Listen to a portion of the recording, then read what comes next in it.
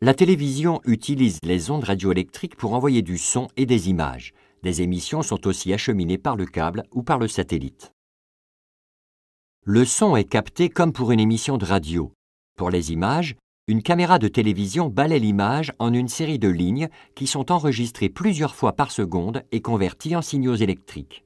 Les images analogiques sont envoyées sous forme d'ondes qui varient en fonction des signaux.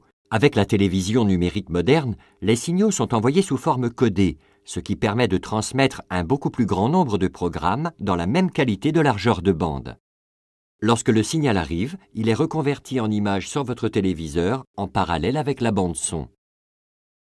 Dans les vieux postes de télévision, le signal vidéo envoyait un faisceau d'électrons sur un tube cathodique sur l'écran.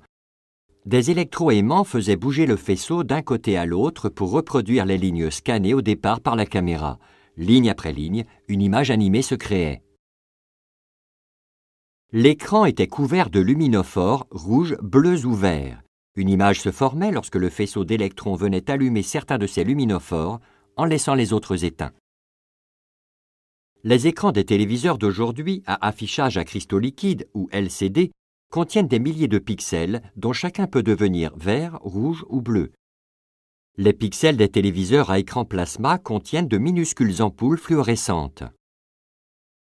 Les écrans LCD contiennent normalement 3 fois plus de pixels que leurs équivalents avec tube cathodique. Pour les téléviseurs haute définition, le nombre de pixels double.